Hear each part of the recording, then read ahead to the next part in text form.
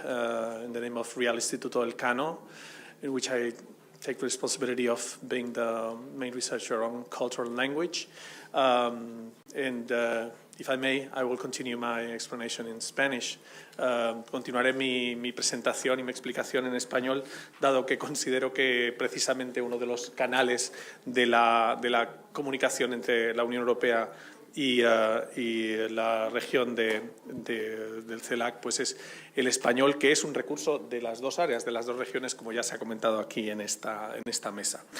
Vamos con bastante retraso, con un cierto retraso respecto al horario, así que vamos a tratar de ser un poco ágiles para ajustarnos en la medida de lo posible al horario que estaba previsto por la organización, ¿no? La sesión de esta tarde, The Technology Channel, The Challenges of the Digital World, Security, Privacy and Public Finance, va a comenzar con una exposición a mi izquierda de Marileana Méndez Jiménez, y a continuación, a partir de su exposición, pues intervendrán Enrique Medina Malo, de Telefónica, Linda Corujedo, de la Comisión Europea de G-Connect, Gabriel López Serrano, de Microsoft, y Gonzalo de Castro, de la CAF, ¿vale? Así que lo haremos con una cierta agilidad, ¿vale?, para recuperar ese tiempo del que veníamos siendo deudores de las sesiones anteriores, que con su densidad y su interés pues también han complicado un poco el horario de la mañana. Con lo cual, la señora Méndez tiene la palabra. Gracias. Can you bring up my present? Okay, here it is. Buenas tardes. Quisiera empezar por agradecer a la organización la invitación a CIET. Espero que durante la discusión podamos encontrar muchos puntos en común entre Latinoamérica y la Unión Europea, que nos pueda beneficiar y fortalecer la relación internacional y los acuerdos económicos entre ambas regiones. Esto va a ser una experiencia bilingüe porque mi presentación está en inglés, pero voy a dirigirme a ustedes en español. Y tal y como el título lo señala, los retos de la era digital, la seguridad, la privacidad y las finanzas públicas. Oops. Okay. Bien, vamos a hacer una revisión del estatus en Latinoamérica de básicamente 3 componentes esenciales en el mundo digital: la conectividad, la ciberseguridad y la privacidad. La conectividad como la base del mundo digital, la ciberseguridad y la privacidad como dos lados de la misma moneda, en términos de la generación de confianza en los usuarios en el mundo digital, y un tema que corta transversalmente todos los otros pilares, que son las inversiones necesarias y el tema de impuestos. Adicional a esto, también el tema de productividad, que está intrínsecamente relacionado. La conectividad en América Latina, como podemos observar a partir de los gráficos que se incluyen, la telefonía en América Latina, o sea, el servicio de voz en América Latina, aunque ya en muchos lugares suene como historia antigua, en Latinoamérica la voz es esencialmente universal. También los usuarios de Internet han ido creciendo en el tiempo y gracias a los modelos de prepago en los servicios móviles, tanto la voz como los datos tienen una tendencia creciente bastante fuerte. También podemos señalar que la telefonía fija, así como es un fenómeno mundial, ha ido en forma descendente, salvo muy escasas excepciones. Dentro de lo que sería la banda ancha fija, la evolución tarifaria en América Latina, tal y como lo podemos observar, la reducción de precios es drástica, y para llegar a este momento se han invertido cerca de 330 $1.000 millones acumulados desde el año de 1996 al 2014 y se generan cerca de 900.000 empleos por año derivados de la digitalización en América Latina. Bien. La conectividad en Latinoamérica es básicamente móvil, más que fija. Como podemos ver a partir de los gráficos basados en los últimos datos emitidos por la OIT, en América Latina tenemos un promedio creciente de conectividad que se ha movido en la conectividad móvil, que se ha movido desde un 34.5% en el año 2014 a un 51.30% en el 2016. Si vemos el líder en América Latina, tengo que mencionarlo, mi país, Costa Rica, es el número 1 en materia de conectividad móvil con un 109.5% por cada 100 habitantes. Sin embargo, al otro lado del gráfico tenemos también los otros países centroamericanos, o sea, siendo una región tan pequeña y tan parecida en términos culturales, de idioma e incluso a nivel de operadores. En el otro lado del gráfico tenemos a Guatemala, Honduras y Nicaragua, básicamente con los mismos porcentajes de conectividad, alrededor de un 22%. Cosa distinta es la conectividad fija. La conectividad fija en promedio, si bien también es creciente, tiene un crecimiento más lento y se ha movido de un 7.8% por cada 100 habitantes a un 8.94 promedio por cada 100 habitantes. El líder en materia de conectividad fija es Uruguay, con un 26.79%, que si bien es mucho comparado incluso con el segundo lugar, que es Argentina, que anda alrededor del 16%, es también relativamente poco. Tenemos muchos retos hacia adelante. Estamos definitivamente cerrando la brecha digital. Sin embargo, todavía nuestros números no se ven tan bien comparados con los números en la OCDE. 53% de la población en América Latina todavía no usa la Internet y 66% de los hogares no tienen Internet en el hogar. Esto es en términos de conectividad, pero si nos vamos a nuevas tecnologías como la Internet de las Cosas, América Latina podría estar de frente a la apertura de nuevos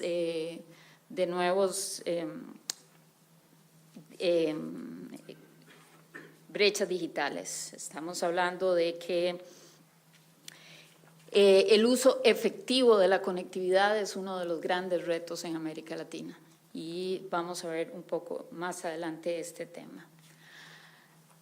La complejidad del reto y de dónde viene que se mantenga todavía un gap en la parte de digitalización y es básicamente la restricción en el ingreso de las familias. A pesar de la gran reducción que ha habido en precios, todavía el Internet es inaccesible para muchas de las familias más pobres en la base de la pirámide. Y por el otro lado tenemos en contraposición la necesidad de la inversión y de la sostenibilidad de esta inversión. Necesariamente es una línea que debe buscar el apoyo en políticas públicas apropiadas para lograr realmente llegar a cerrarla en forma definitiva. En el estudio de ACIET, que se llama el reto de ACIET al 2020, se puede observar en las líneas o en las barras rojas cuál es la necesidad de la inversión, en las barras azules cuál es la inversión efectiva y todavía permanece una diferencia que es precisamente el tema del límite de sostenibilidad de las inversiones. Como dijimos, los servicios de tecnologías de información y comunicación son mucho más asequibles hoy, pero no son universalmente asequibles. ¿Y dónde está el freno? Si vemos en el ARPU del ARPU móvil en América Latina, datos de la GSMA, el ARPU en América Latina es de $116 por año, comparado con, por ejemplo, Europa el oeste de Europa, tenemos que es casi 3 veces el ARPU en América Latina. Nos movemos de, por ejemplo, un ARPU de $49 en América del Norte a un ARPU por mes de $9,6 en América Latina. Hay muy poco espacio ya para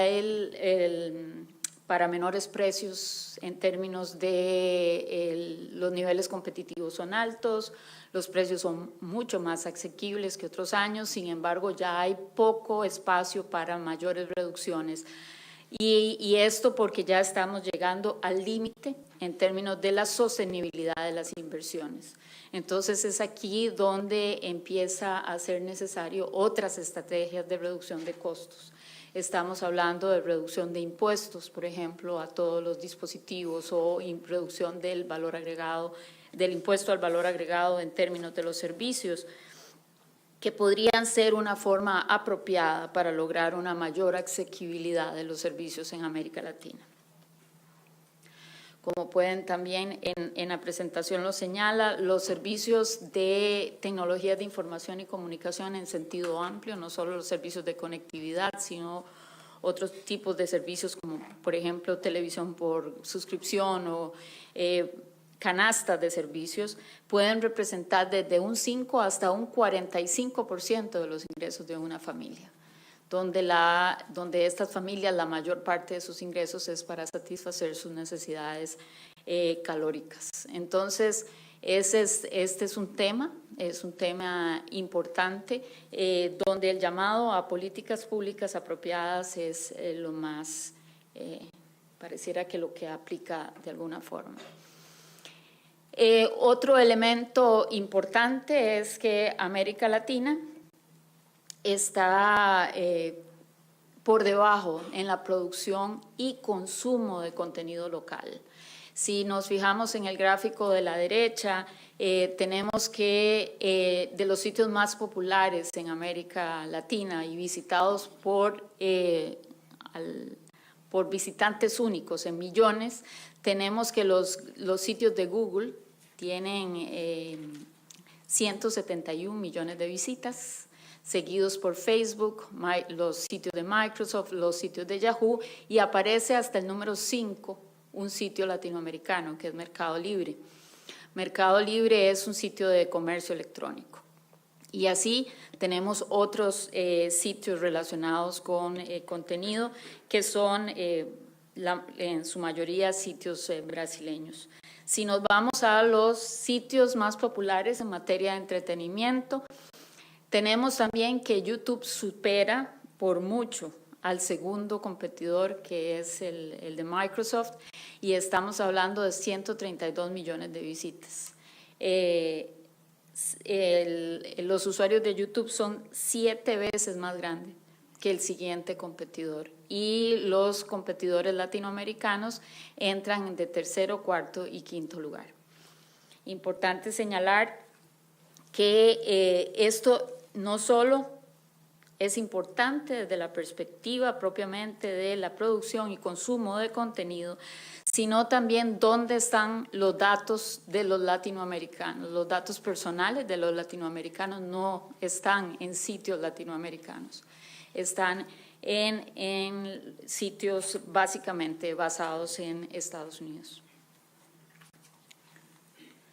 Desde la perspectiva de ciberseguridad, otro elemento esencial en el mundo digital, tenemos que las pérdidas económicas por ciberataques en Latinoamérica ascienden a $90.000 millones en el año 2016, esto calculado por el Banco Interamericano de Desarrollo. La industria más afectada en términos de ciberseguridad, y es básicamente en términos de phishing, es la industria bancaria, y es Brasil el país más afectado debemos decir que es el país más afectado porque es el más atacado, pero también el que tiene mayores pérdidas y también desde el cual se originan más ataques hacia otros países en Latinoamérica o en el mundo entero en realidad. Esto es un asunto sin fronteras. Aquí no se necesita ninguna negociación previa, simplemente la tecnología es por definición sin fronteras en este caso. Y si vemos las pérdidas económicas en orden descendente, primero Brasil, luego México, Colombia, Argentina y Chile, por supuesto los mercados más grandes en América Latina. También tenemos que un dato importante es cuántas computadoras o qué porcentaje de computadoras están infectadas con malware. Eso significa que estas computadoras pueden ser fuente de ataque para otros lugares del mundo. Esto es una estadística a nivel mundial. De los 10 mayores países o de los 10 países con mayor infección en malware, 6 de ellos son latinoamericanos, lo cual es preocupante. Pero además tenemos que tener en cuenta que Latinoamérica está conectando cada vez más personas, lo cual está muy bien. Pero también estas personas requieren no solo que les digan cuáles son las ventajas de estar conectados, sino cuáles son sus riesgos y cuáles son sus responsabilidades en términos de conectividad. Entonces, nuevamente volvemos al tema de las políticas públicas en términos de ciberseguridad. En el gráfico a la izquierda podemos ver cuál es la ubicación de los receptores de emails de phishing y nuevamente Brasil encabeza la lista, en segundo lugar Argentina, Ecuador y la lista de países ahí señalados. Entonces aquí nuevamente quisiera hacer énfasis que esto es un asunto sin fronteras. El cibercrimen es un asunto sin fronteras y hay mucha disparidad en los países. Los esfuerzos regulatorios y esfuerzos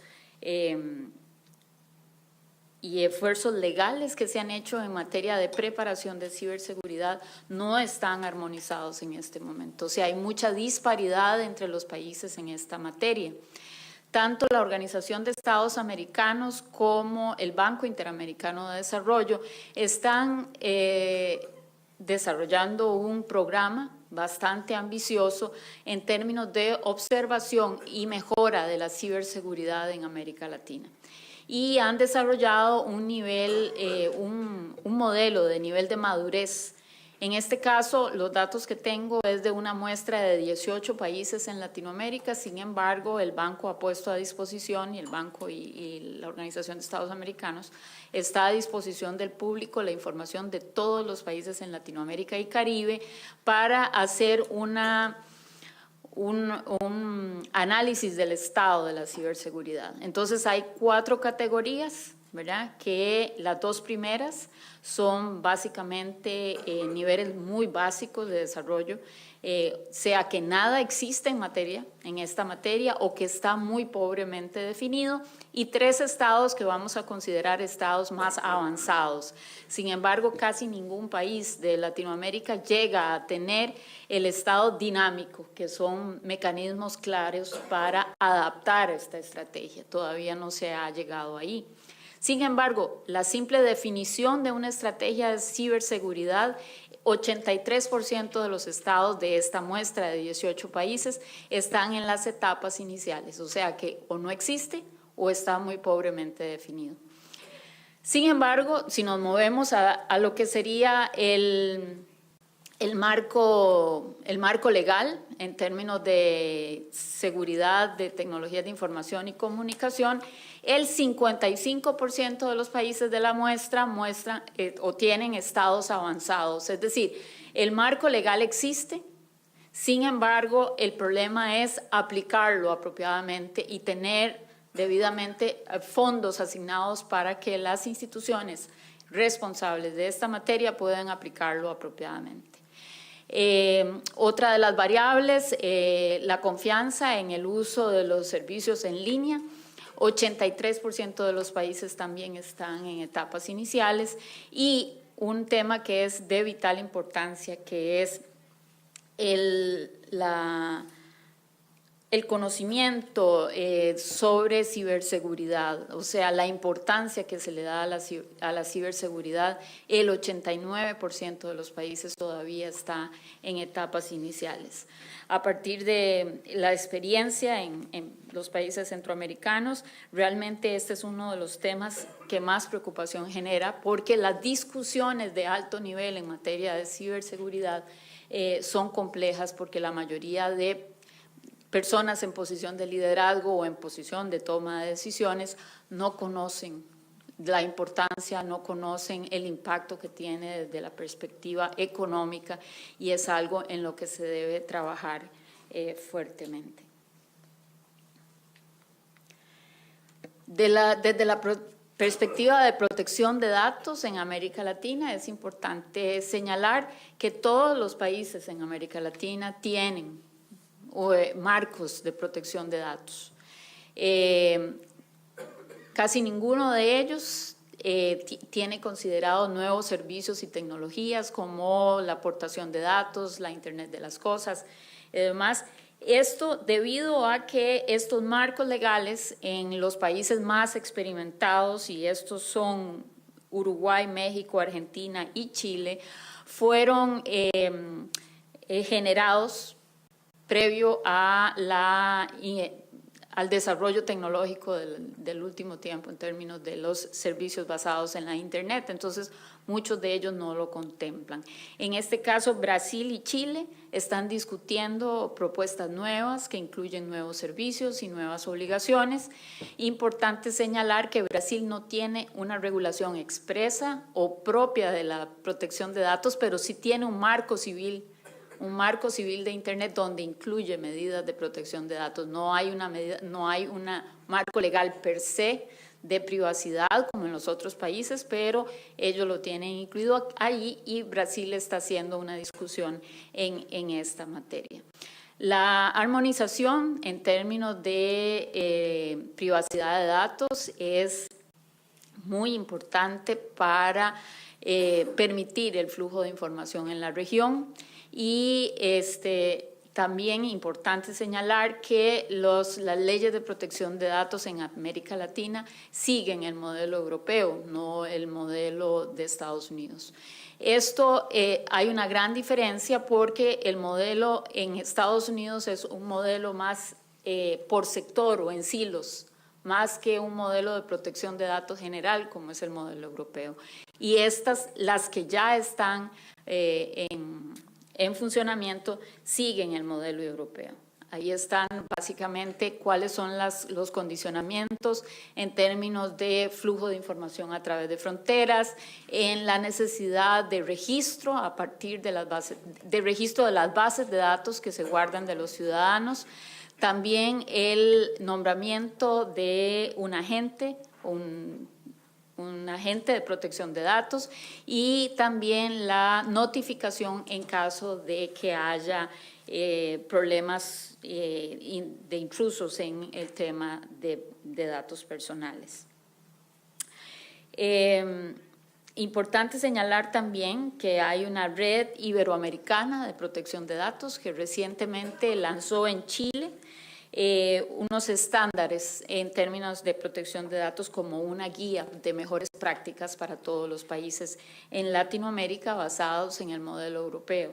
Esto es un paso en la dirección correcta. Sin embargo, la implementación de estos estándares es compleja desde la perspectiva de costos y desde la perspectiva de cambios legales que en muchos países de Latinoamérica toman muchísimo tiempo, sobre todo considerando que si no hay realmente conocimiento en el tema de ciberseguridad, la protección de datos todavía siendo los dos lados de la misma moneda, porque en el momento en que hay un problema de ciberseguridad, inmediatamente hay un problema relacionado con la publicación de datos personales. Estos temas todavía en las posiciones de toma de decisiones no están están presentes. Incluso los datos relacionados con la intrusión en temas de protección de datos es también, o más bien de las bases de datos, es también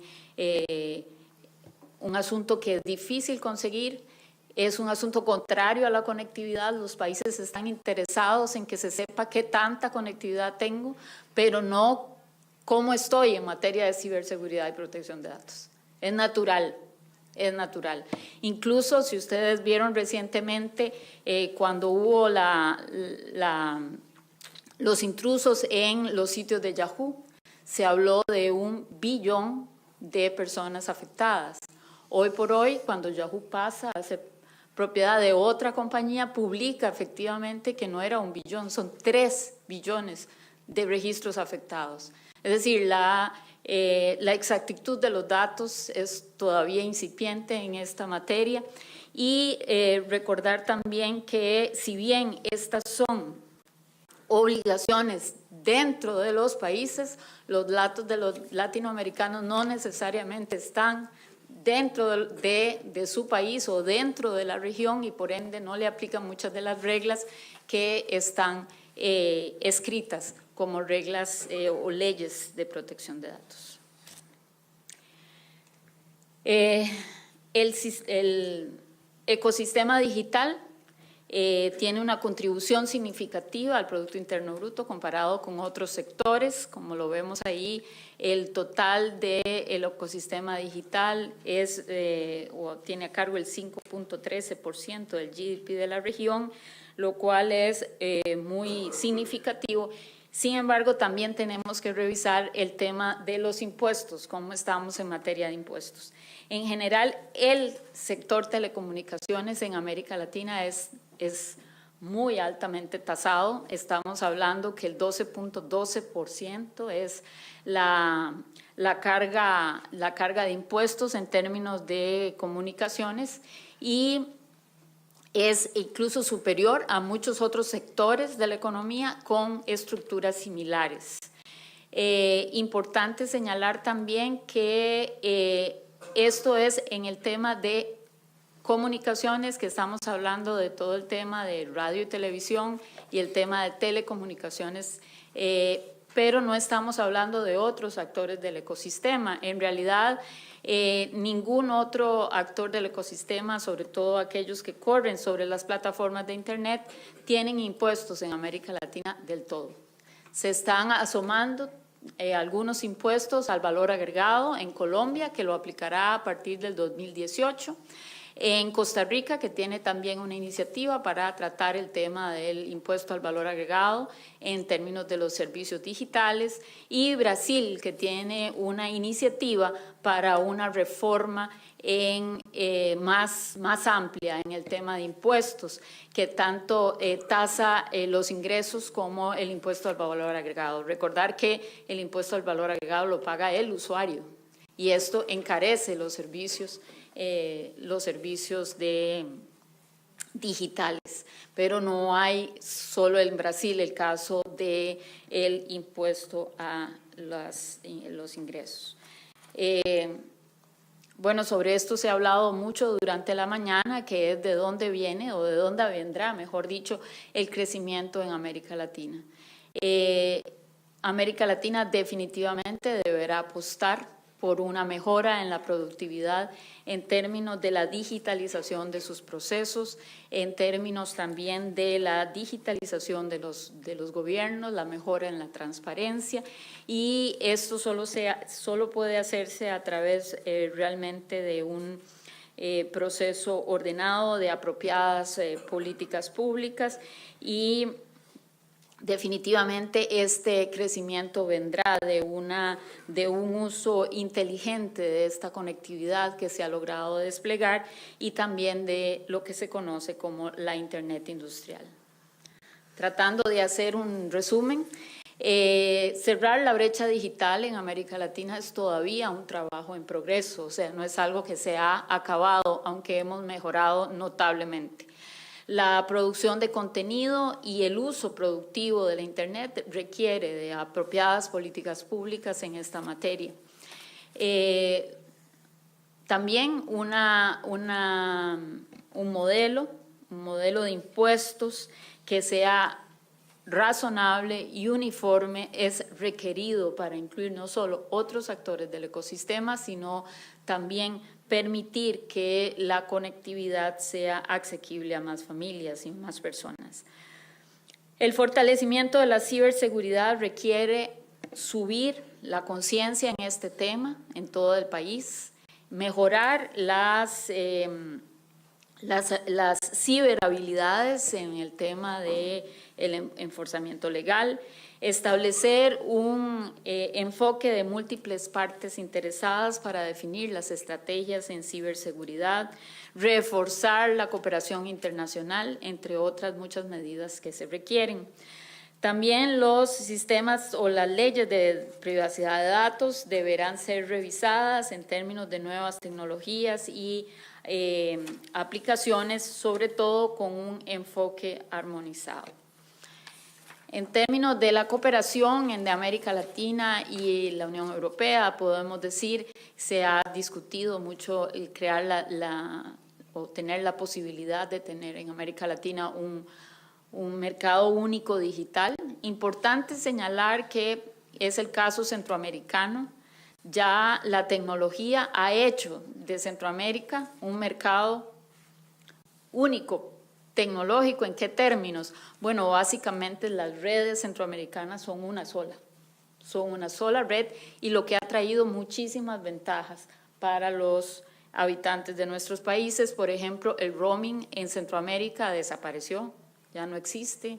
Tenemos roaming como en casa en todo Centroamérica, lo cual ha sido un cambio importante. Importante señalar también que fue sin intervención regulatoria, fue un asunto básicamente tecnológico.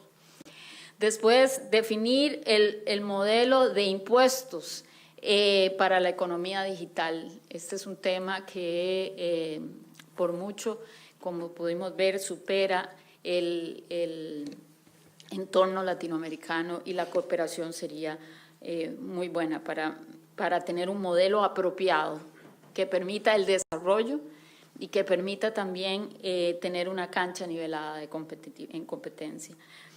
Después tenemos que armonizar los marcos legales en materia de privacidad de datos y en materia de estrategias de ciberseguridad, y definitivamente la transición hacia la Internet 4.0. Importante señalar, y ya en el primer panel se habló de tratados de libre comercio del siglo XXI, que se hablaba de que es necesario incluir estas materias en los tratados de libre comercio, no solo porque así mejoramos ambas partes, sino porque tiene una importancia estratégica en el desarrollo de las regiones. Hasta el momento, los tratados de libre comercio han cumplido su función en materia de estabilidad regulatoria para telecomunicaciones. Han incluido cláusulas relacionadas con interconexión, incluido cláusulas de esa naturaleza, y ahora se requiere incluir otros temas relacionados con economía digital para mejorar todo el ecosistema. Y esa sería mi presentación. Muchísimas gracias. Espero haberlo hecho en tiempo. Gracias.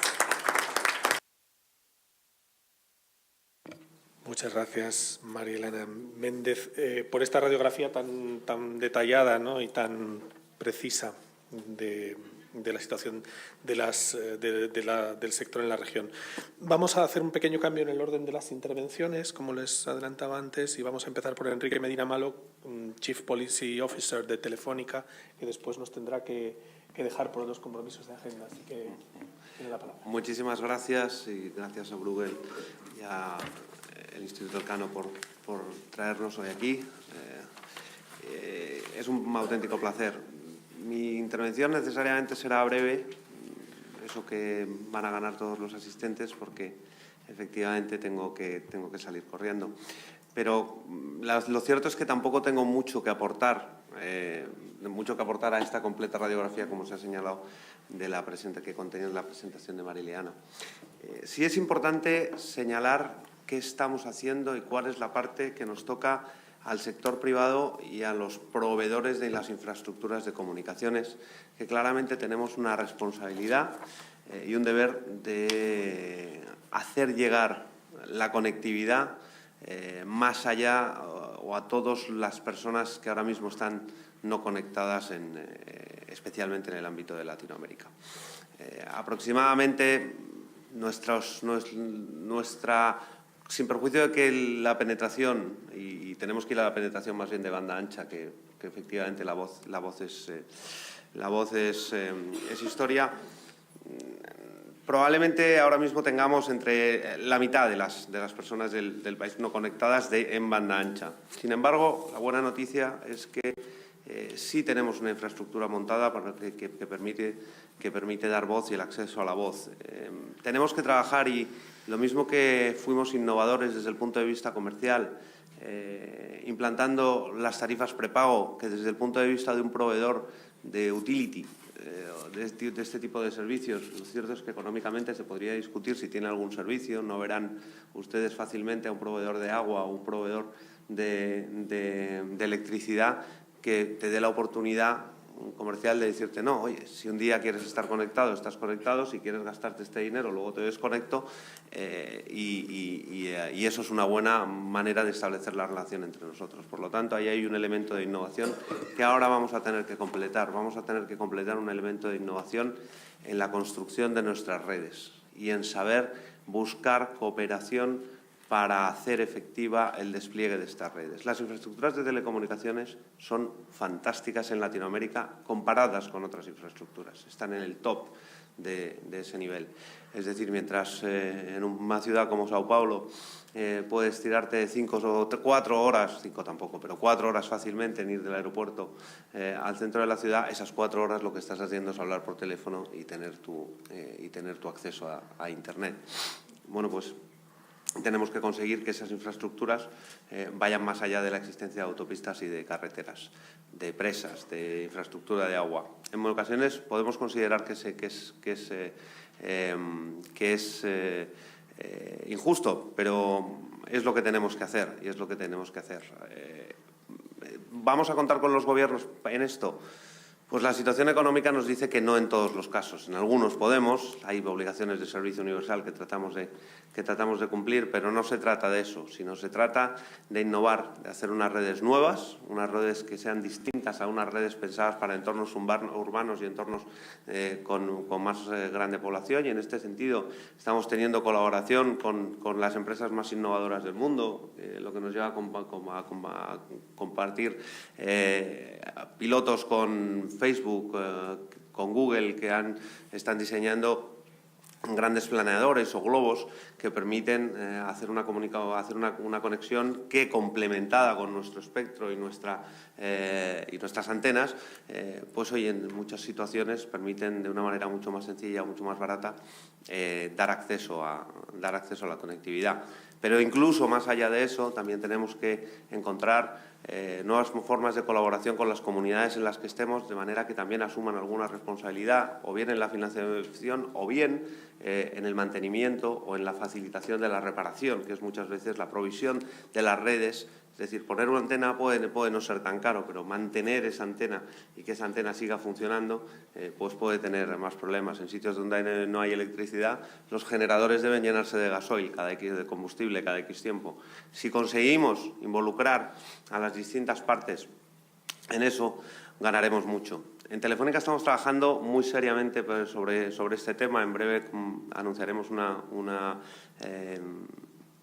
iniciativa que conlleva todos los elementos que les he señalado, con además un cierto hambre inversor por el tema de las infraestructuras.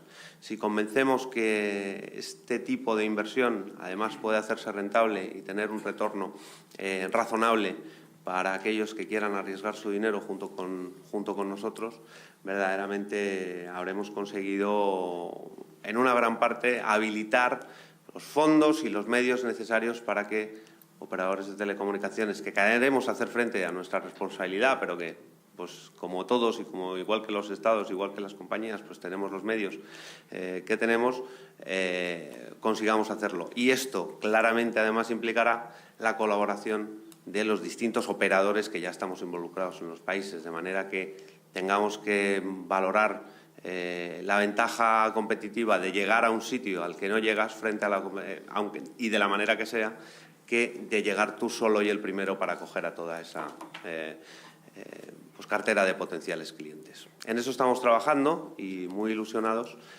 porque creemos que es un elemento de innovación, quizá no tan espectacular como el que se hace en otros ámbitos, pero a lo mejor tan eficaz como les señalaba la innovación comercial que, por ejemplo, significó el prepago. Y con esto ya paso la palabra y me despido de todos ustedes con mis disculpas más sinceras por no poder quedarme el resto del acto. Gracias. Muchas gracias. Muchas gracias al señor Medina y muchas gracias también por haber conseguido hacer un hueco para estar este mediodía con nosotros. Por la misma razón, le doy ahora la palabra a Linda Corujedo, que es directora de Policy Strategy and Outreach en DG Connect, en la Comisión Europea, por esos compromisos de agenda también. Muchísimas gracias, Ángel, y buenas tardes. I will make my comments in English, so there is a bit of variation for the ear, and I try to speak slowly for the interpreters. It's an honor to be here and to be present at the first event to explore more in detail the joint future cooperation between the EU and the region of Latin America and the Caribbean. And especially to be able to be present at this panel that is dealing with the challenges of the digital world.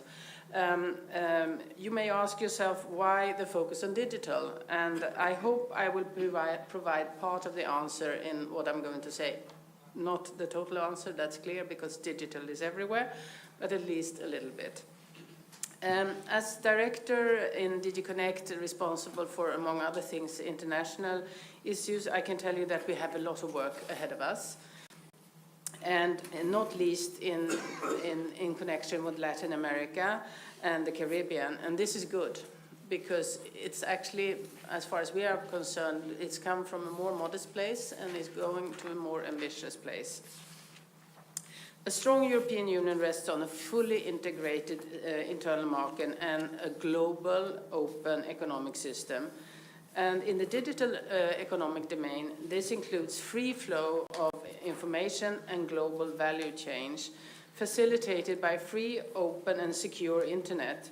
So our approach is guided by the objective of exploring where the mutual interests lie. We are proud of our European values, and they are, of course, as you all know, free speech, data protection, open internet, and privacy, which are now embedded in our legislative proposals on the table and our approach to the digital economy. We now strive to build support for our digital market approach at the global level, and because a fully functioning digital single market is a great asset in the global economy. We actually, since it's President Juncker, I should mention, also in his State of the Union speech, in September, underlined the importance of foreign investment and cybersecurity. And Maria-Elena has already mentioned cybersecurity, but this is becoming a bigger and bigger issue. We need to seize the opportunities in areas where we have identified emerging challenges with the digital transformation, such as the role of online platforms, the free flow of data, and cybersecurity. And these are all important conditions for the fulfillment of a fully functional digital single market. With the advent of 5G, Internet of Things, big data, high-performance computing, robotics, connected and automated driving, and artificial intelligence, they are all largely depending on standardization and spectrum, but also on an enabling regulatory environment. And it is in the EU's interest to foster cooperation with other regions, such as Latin America and the Caribbean. In the LAC region, interest in the digital single market and the telecommunications regulatory framework that we have in Europe is very high. The EU is fully supportive of the LAC region's endeavor to formulate its own regional digital market, the ELAC 2020 process. We are looking forward to be present and support the results of the 6th Ministerial Conference on the Information Society to take place next April in Cartagena. DG Connect participated in the preparatory meeting in August in Chile and noted the widespread agreement to reinforce actions leading to a regional digital market through a strategy on connectivity, production, and online access to goods and services.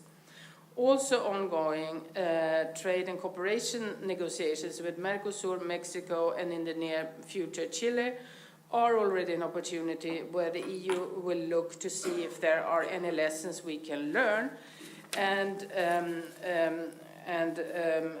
which would be useful in our relations with Latin America.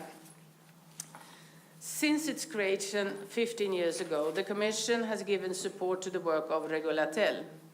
Regulatel is now working well, and we are pleased to see the regular coordination meetings taking place with BEREC, the network of European regulators. We speak the same language since quite some time now, and we have also very similar and shared views on competition. In research and information, we have achieved a lot in the recent years. An organization from CELAC countries participated in over 140 ICT projects under the framework program number 7, receiving more than 10 million. Let us not forget, and how could I, because I was there from quite the early days, the ambitious transatlantic submarine optical fiber cable. As of the end of 2019, the two regions will be linked by a digital highway for knowledge and data exchange. This initiative is a great achievement for all parties involved, and I want to mention them all. The European Commission, the Bella Consortium, GEON, Red Clara, and EU-LA Link. By improving access and cooperation between the two regions, this infrastructure will offer opportunities for researchers and academia, while fostering business and cultural exchanges. Excuse me.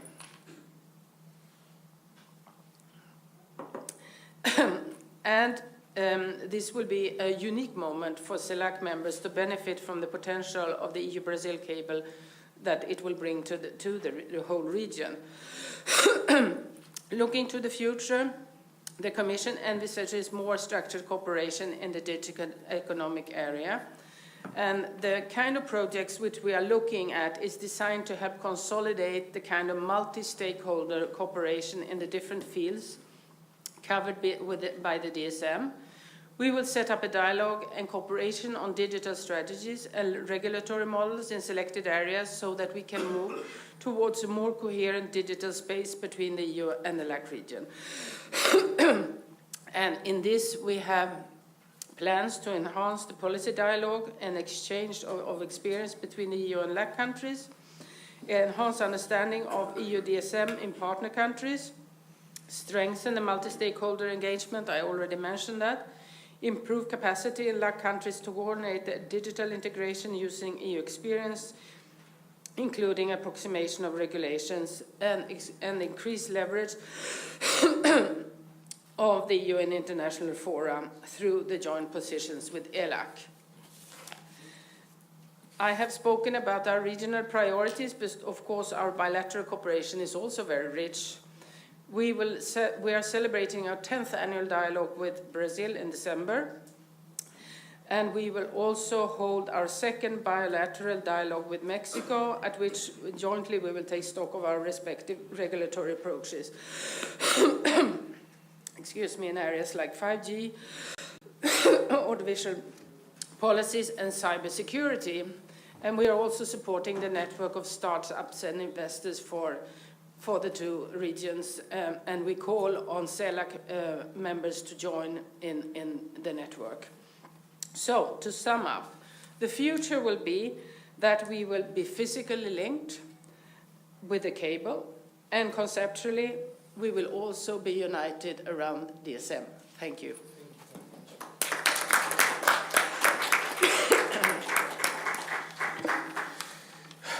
Thank you very much. Muchas gracias, Linda Corujedo, que además está sufriendo. Yo también estaba sufriendo con su garganta. Yeah, I had a Theresa May moment there. Yeah. Okay.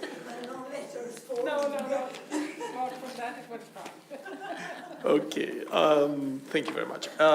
Bueno, le doy la palabra ahora a Gabriel López Serrano, que es director de Asuntos Regulatorios de Microsoft. Gabriel. Muchas gracias, Ángel. Bueno, antes que nada, es un honor estar aquí. Muchas gracias. Aprovechando la oportunidad de que ya está, es un público un poco más íntimo.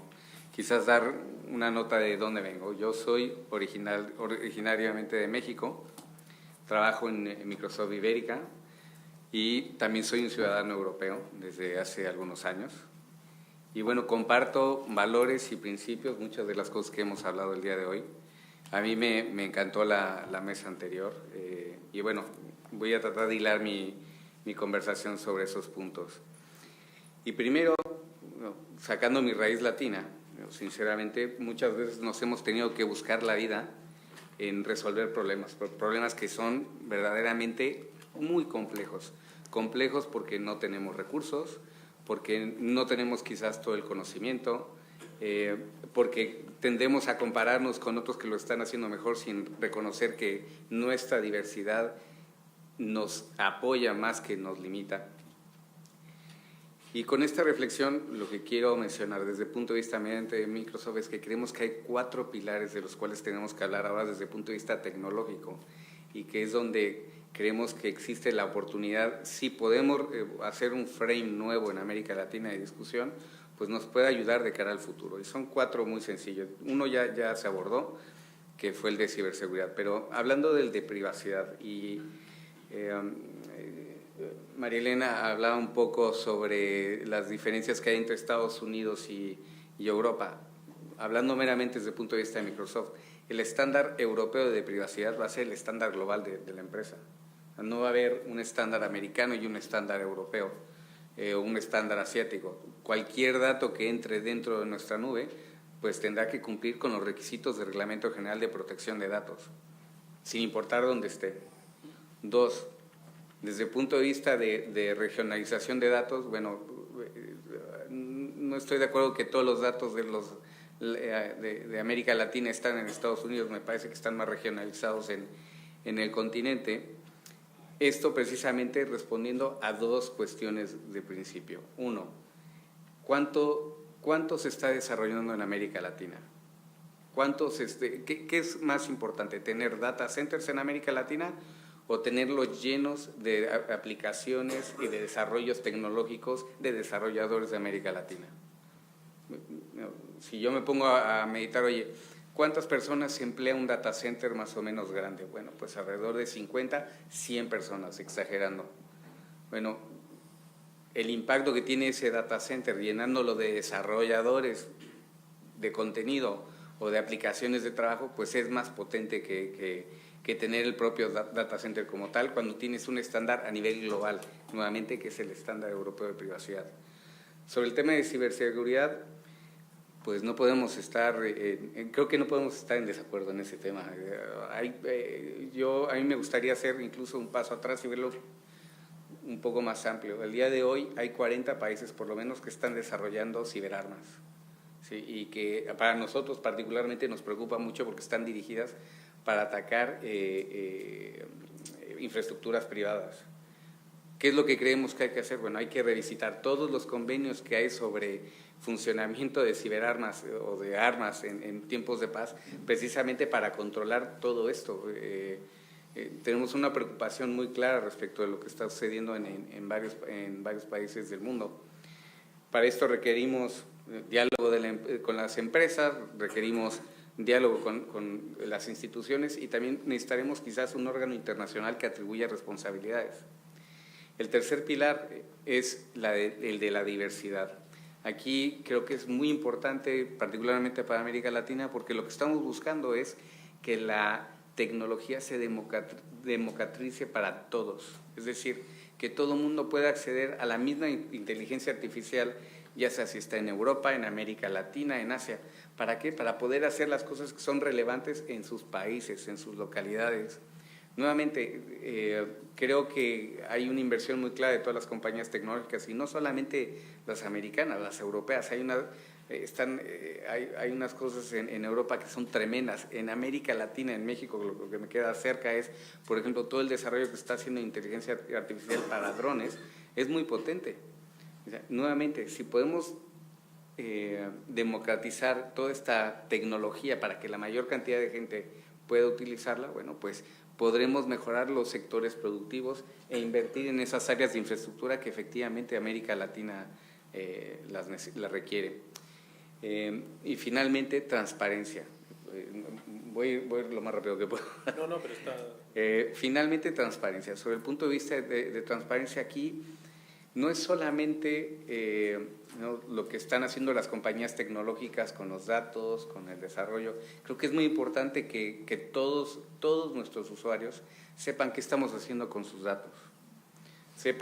Puedan controlar qué está sucediendo con sus datos. Puedan decir, oye, yo no estoy de acuerdo con ese tratamiento o procesamiento de mis datos. Y tenemos que tener esos mecanismos de control a disposición de los usuarios, pero también es muy importante la transparencia de los gobiernos.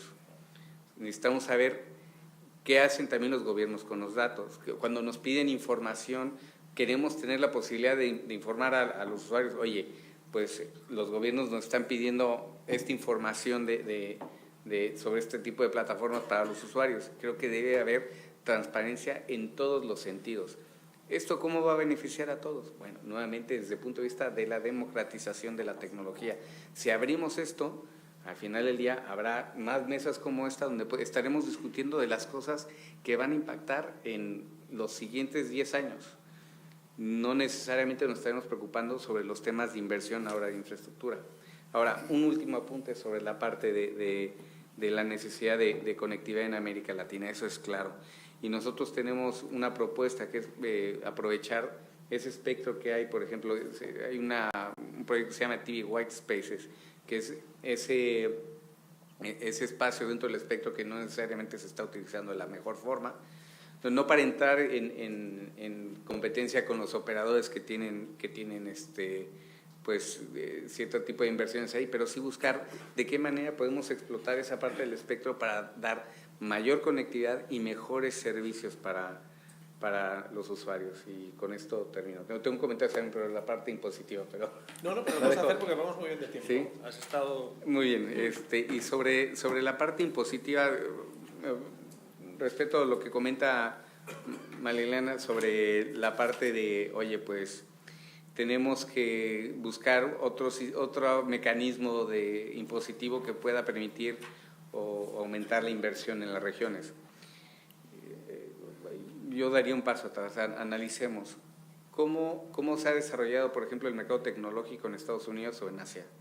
¿Ha sido a través de la imposición de impuestos?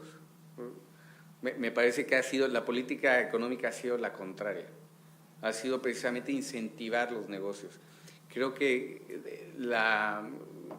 utilizar los mecanismos fiscales para transferir cargas impositivas de un sector a otro, en mi opinión, y lo digo de experiencia porque lo viví cuando estaba en AT&T con los temas de, por ejemplo, el mercado de tráfico internacional más grande del mundo en los 90s era el que estaba entre México, Estados Unidos y Canadá.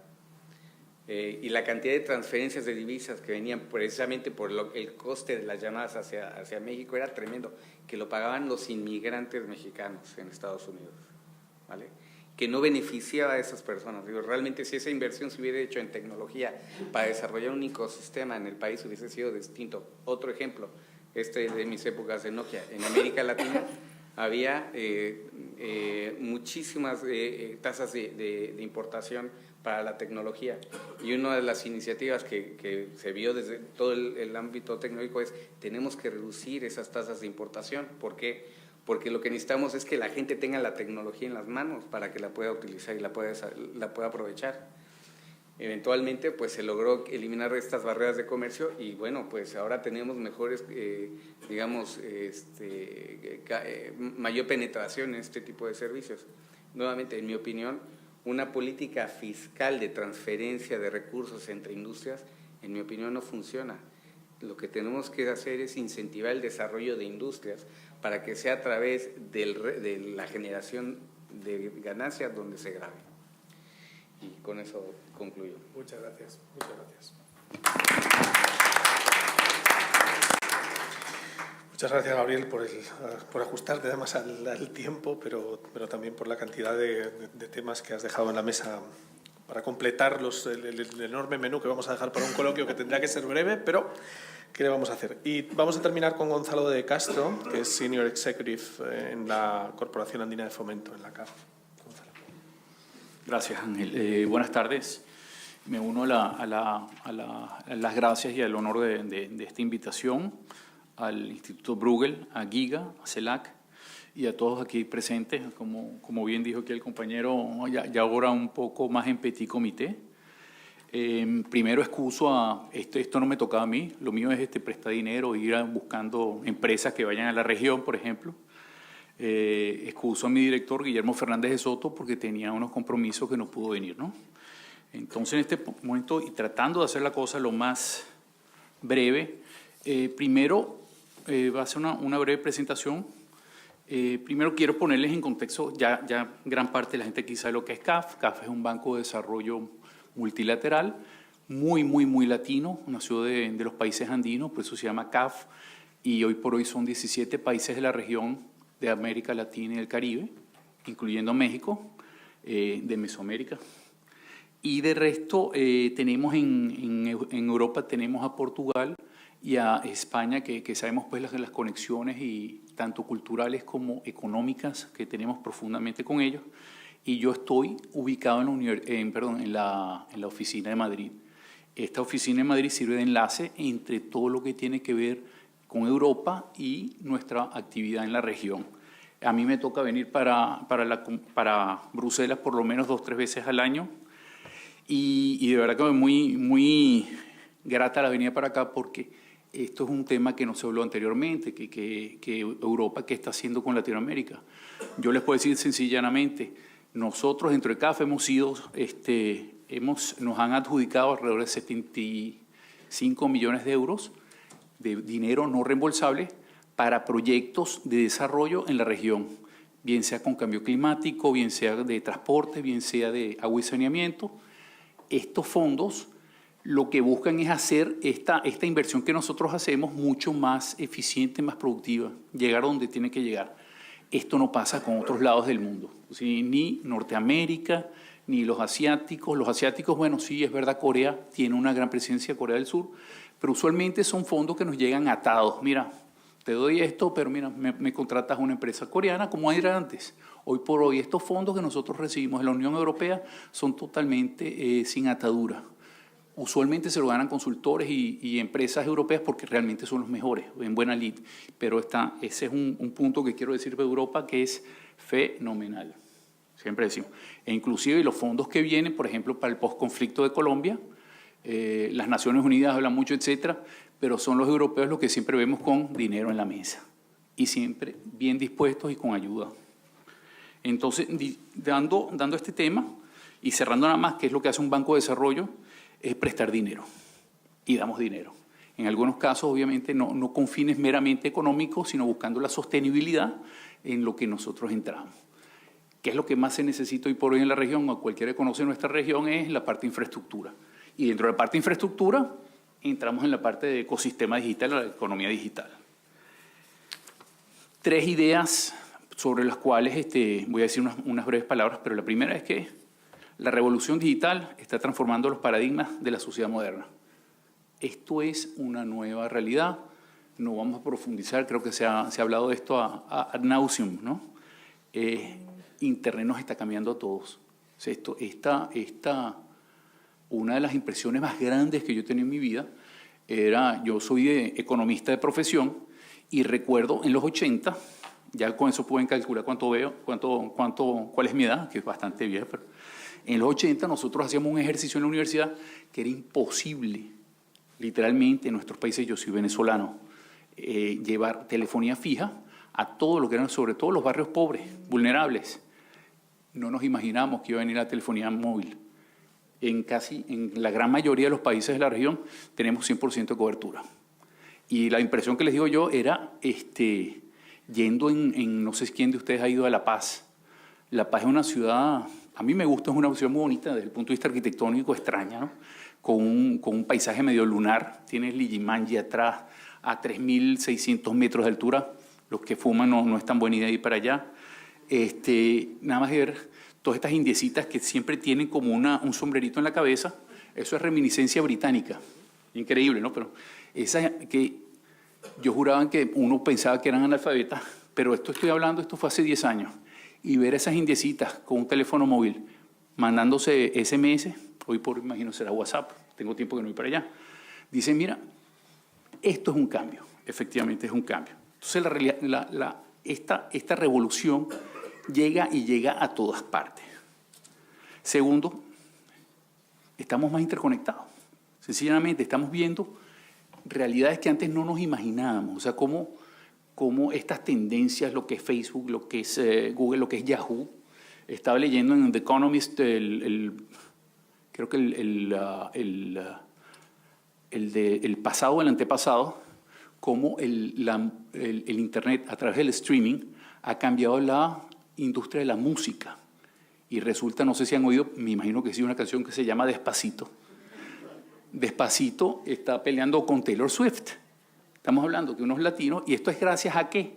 A que a través de esta tecnología han llegado masas de la población que antes eran terriblemente pobres y que hemos hecho algo muy bien en la región, es que hemos aumentado ese nivel a pesar de ser bastante inequitativo.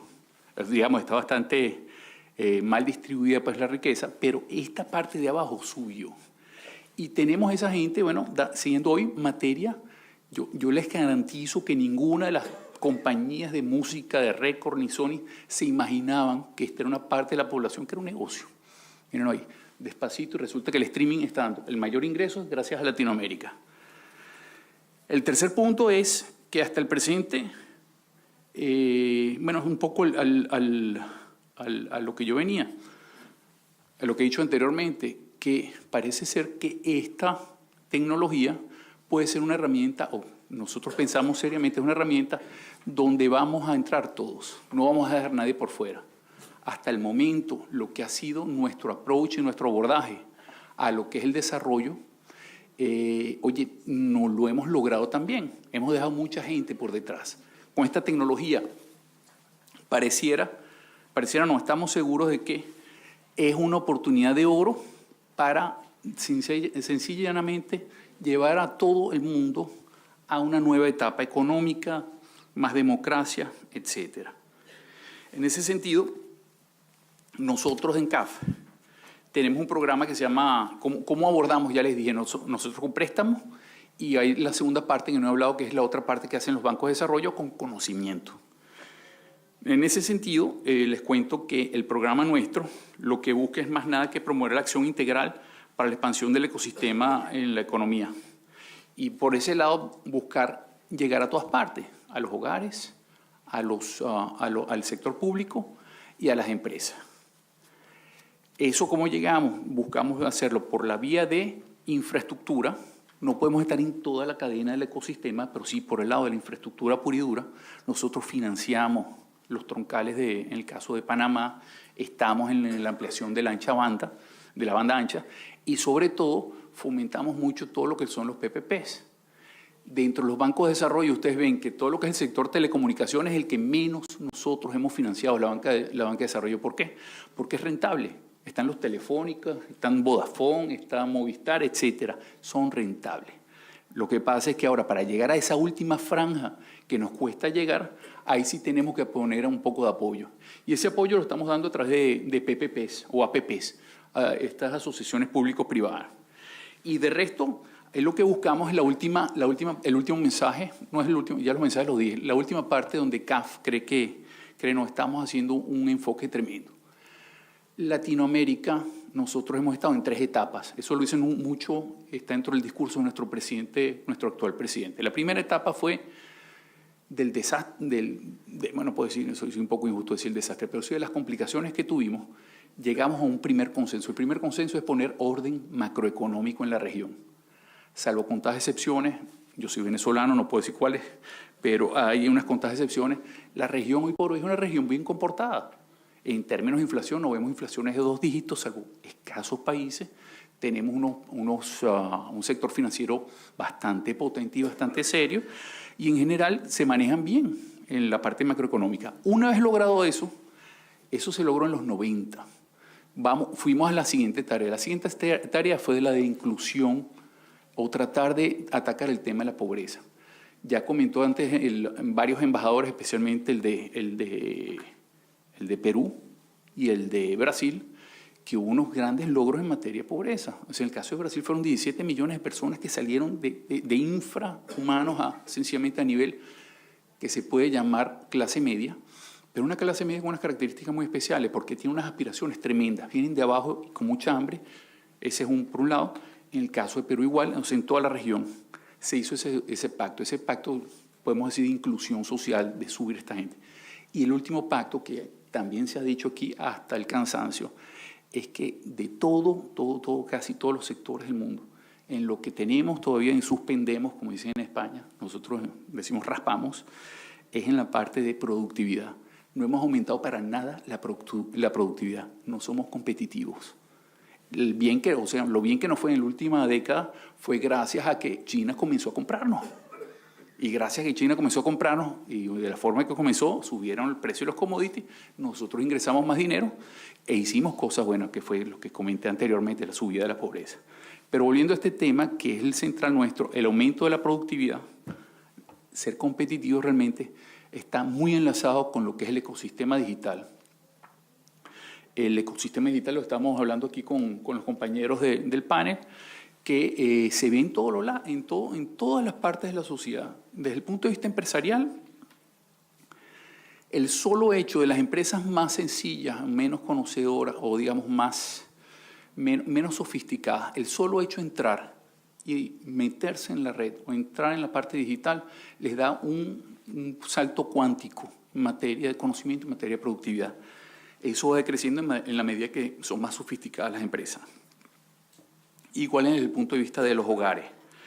En ese sentido, nosotros tenemos un programa donde estamos atacando en varios lados. Por un lado, el financiamiento fuerte para temas de infraestructura y por otro lado, financiamiento, digamos, con menos cantidad, pero todo lo que son cooperaciones técnicas en varios temas, entre ellos, sobre todo el tema regulatorio.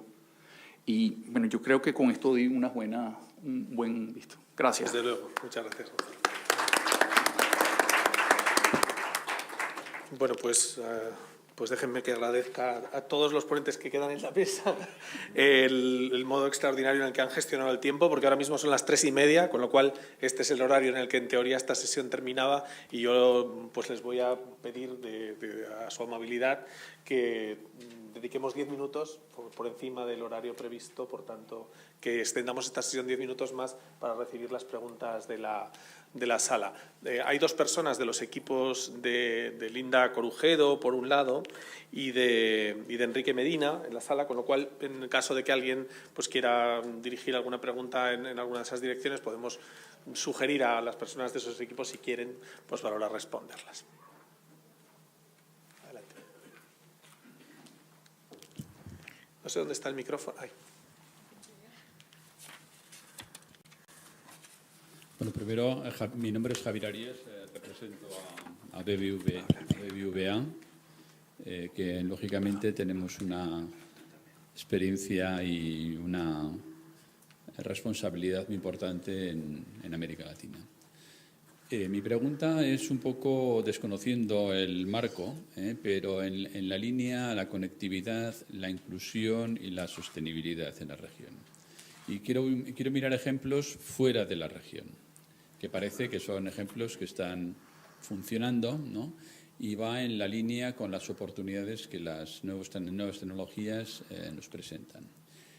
Y mi ejemplo está en el caso de inclusión que tiene lugar en India, con la inclusión de una tarjeta de identidad electrónica, que lo que ha permitido, de alguna manera, es, primero, censar a toda la población, país tan complicado, tan grande, es prácticamente como el continente americano, latinoamericano, y con bueno, pues con muchísima diversidad cultural, lingüística, etcétera, ¿no?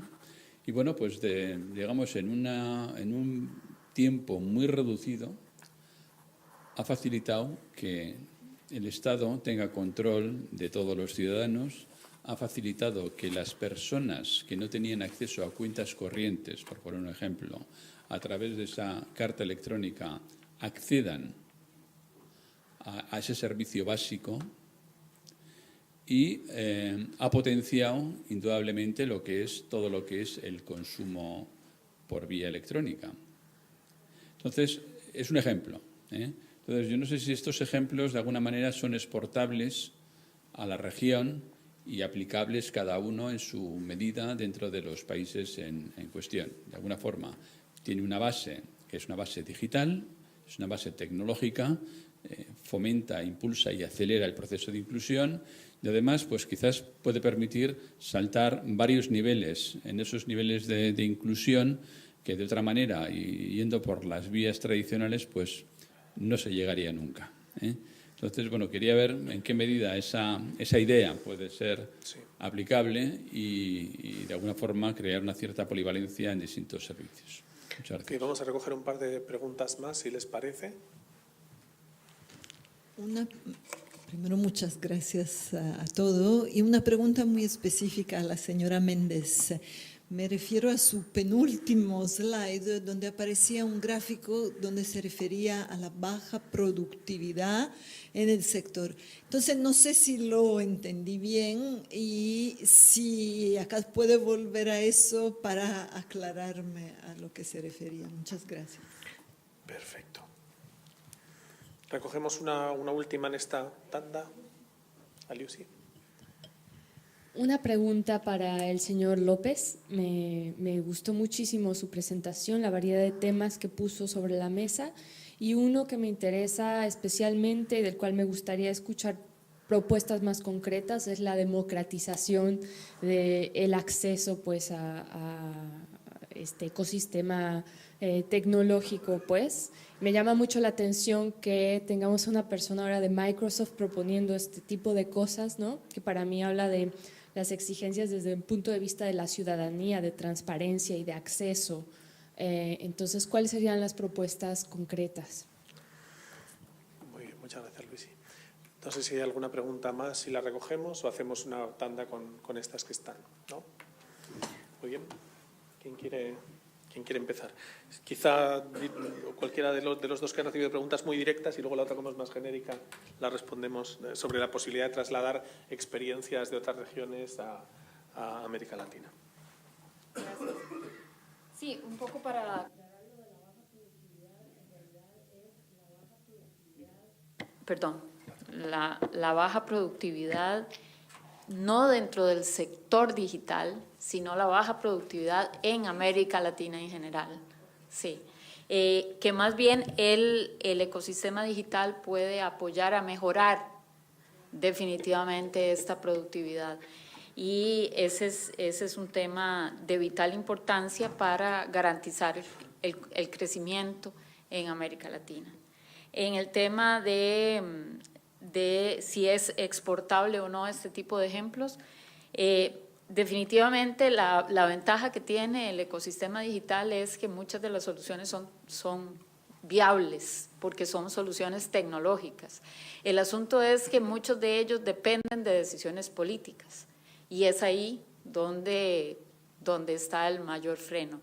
Muchas veces, y es algo en que se ha insistido, la necesidad de tener políticas públicas apropiadas que permitan un ambiente adecuado para el desarrollo de soluciones tecnológicas. Importante señalar que en América Latina hay muchos esfuerzos en el sentido de inclusión digital. Y yo hablé de que uno de los temas que mayor frena la inclusión digital es un tema de vulnerabilidad. Puede ser una vulnerabilidad geográfica o una vulnerabilidad económica o una mezcla de ambas. Y además hay una vulnerabilidad asociada al género también.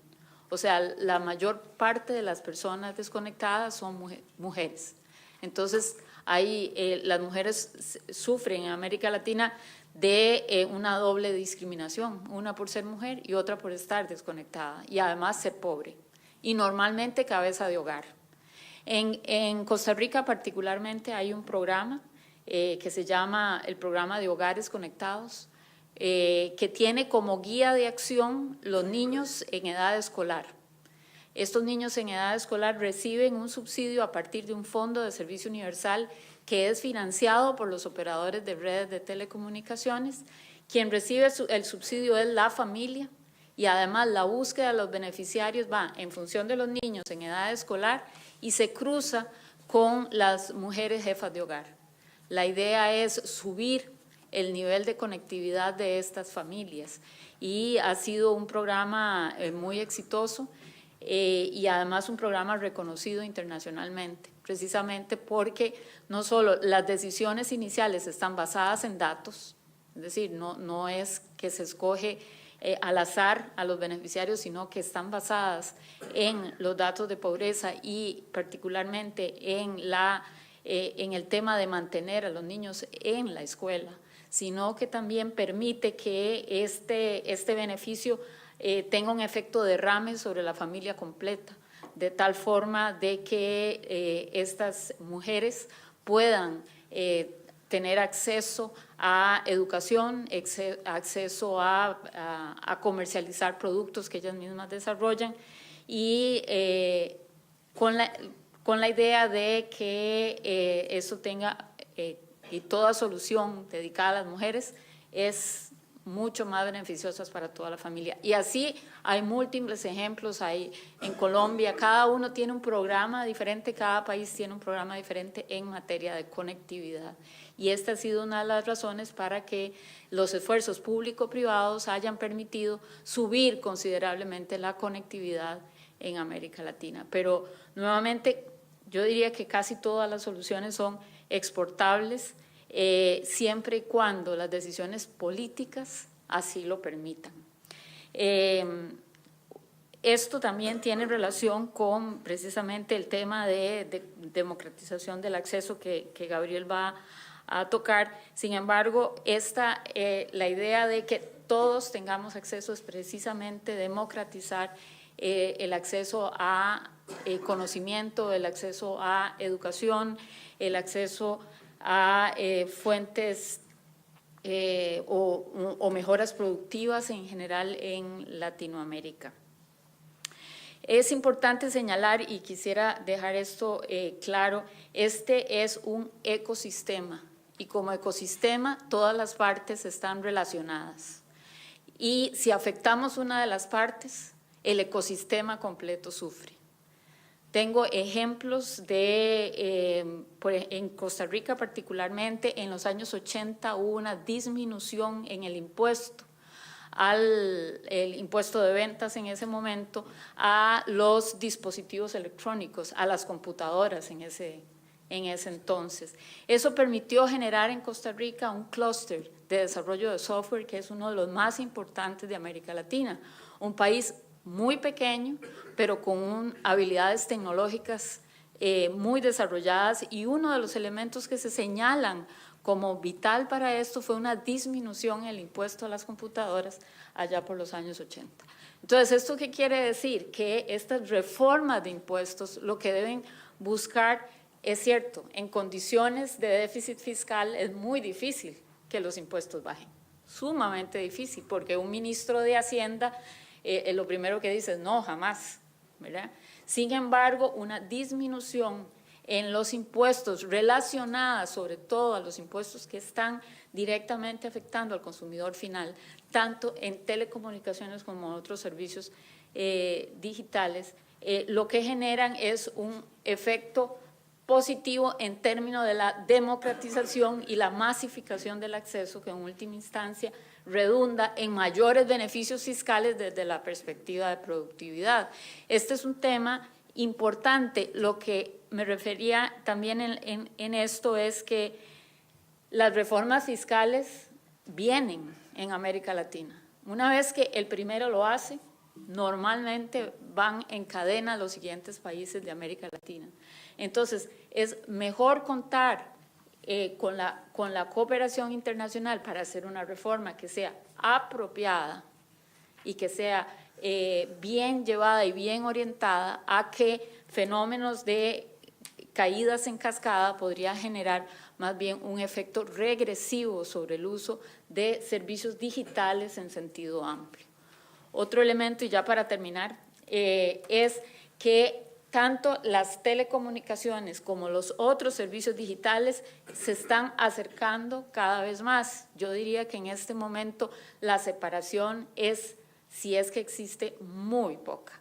Eso significa que le estamos dando vuelta a este mundo digital de tal forma que incluso los mismos operadores de telecomunicaciones están subiendo a la nube muchos de sus servicios. Entonces, al ser un ecosistema que además se está amalgamando en un solo sector, es importante que cualquier decisión que se tome de manera inteligente, estudiada, basada en datos y que no sea un asunto de oportunidad de corto plazo, sino que se piense más bien en un asunto de largo plazo y del impacto que tiene, que en definitiva tiene el sector digital en el impacto económico que tiene y el impacto social y de movilidad social que tiene en nuestros países. Muchísimas gracias. Hay tantas cosas que me gustaría comentar, pero no tenemos tiempo hoy para otro día. Su respuesta. Sí, gracias por la pregunta.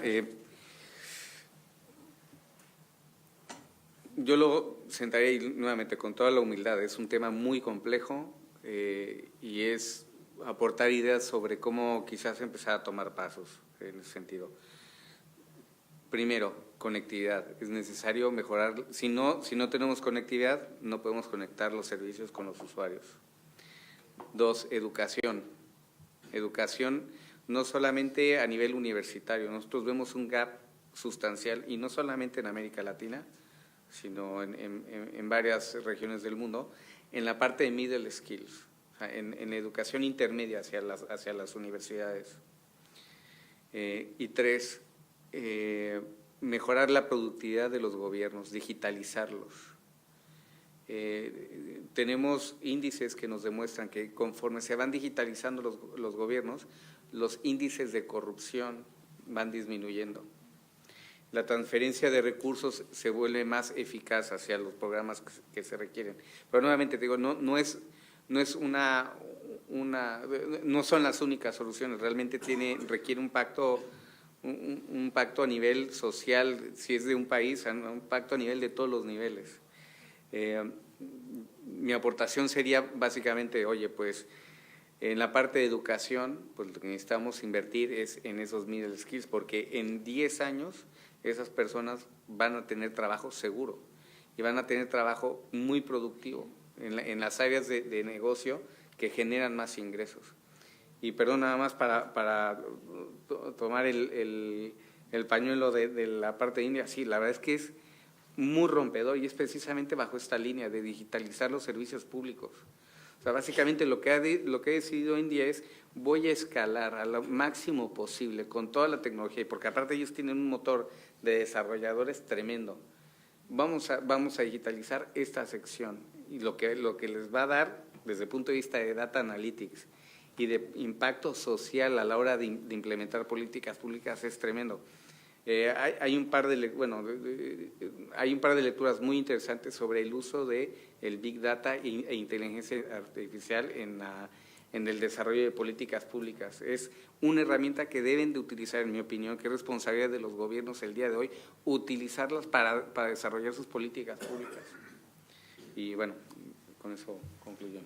Estoy tan completamente de acuerdo con eso que habría que pensar en este momento quién tiene censos más precisos en países en los que la conectividad es altísima, si ciertas empresas privadas o los estados, que han sido los grandes promotores de los censos de población en la primera mitad del 20. Hoy probablemente Facebook o Google tienen censos muy precisos de población, seguramente a veces incluso tan precisos y desde luego con una riqueza de datos formidable, ¿no?, al lado de los que tiene el sector. Y tanto así que han parado pandemias. O sea, gracias a Google se paró la última pandemia, ¿no?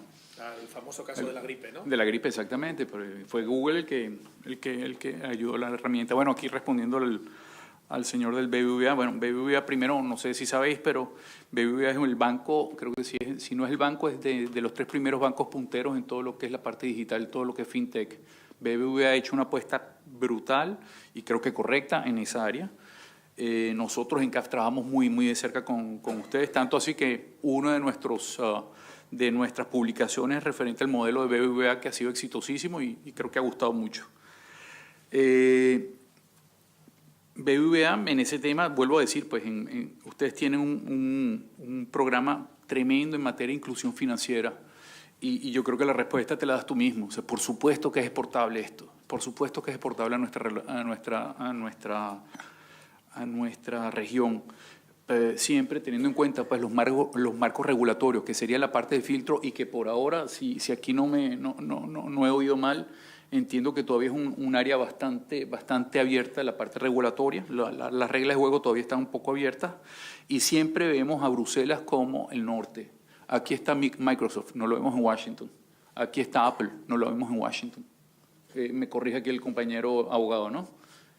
Aquí están, aquí Bruselas son los que están dictando las reglas de juego, cosa que nos parece muy bueno porque lo que es hay 2 formas de ver atacar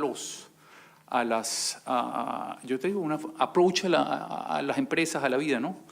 La forma europea, antes de dar un permiso, hacen grandes estudios, hay mucho consenso, se habla bien, y cuando dan un permiso para hacer algo es porque ya han visto casi todas las aristas. Está más o menos bien estudiado, pero obviamente es más lento, más largo, un poco más penoso. En el caso de Estados Unidos es al revés. O sea, si no está prohibido, puedes hacer lo que tú quieras. Puedes hacer lo que se te ocurra. Eso sí, que no pase algo malo porque te quedaste sin camisa, sin nada, punto, ahí acabaste. Son 2 approaches y los 2 approaches traen pros y contras, como todo, ¿no?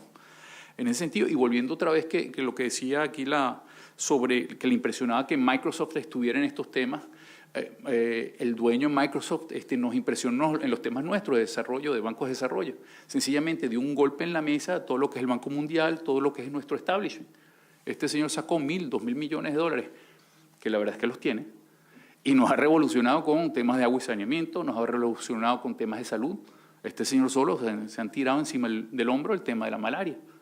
O sea, te digo yo, y volvemos otra vez al punto, qué bueno es la diversidad, qué bueno es la diversidad. Esto, mira, traer nuevo, quedarnos enquistados, y ese es uno de los pocos problemas que nosotros vemos en el tema ecosistema, en la parte digital, que quede en manos de unos pocos, que sea nada más Facebook, que sea nada más Google, que sea nada más Microsoft, no, y necesitamos que eso haya una neutralidad y que haya una posibilidad de elección. Bueno, y nada más para decirte, mira, el caso de los taxis, el taxi fue una idea europea, específicamente alemana, que después se llevó a América, exitosísima. Y de allá para acá trajeron también los coches blindados. Los coches blindados eran originalmente de Nueva York, y fue alguien en Londres que visitó a Nueva York a finales del siglo XIX, principios del siglo XX, y oye, mira, esto puede ser buen negocio. Por supuesto que era buen negocio. A mí se me ocurre que lo de la India, lo que estás comentando, tiene todo el sentido del mundo. Muchas gracias, Gonzalo. Si hay alguna pregunta rápida, la recogemos, y si no, les agradecemos a ustedes por su paciencia en esta sesión que hemos alargado por encima del horario previsto, y por supuesto a Marileana Méndez, a Gonzalo de Castro y a Gabriel López, que me acompañan en la mesa, y a Lucía Corujedo y a Enrique Medina, que tuvieron que marcharse un poco antes, y evidentemente al GIGA, a Bruegel y al Real Instituto Elcano, que han impulsado la celebración de esta jornada tan fructífera, de las que nos llevamos tantas ideas. Muchas gracias a todos.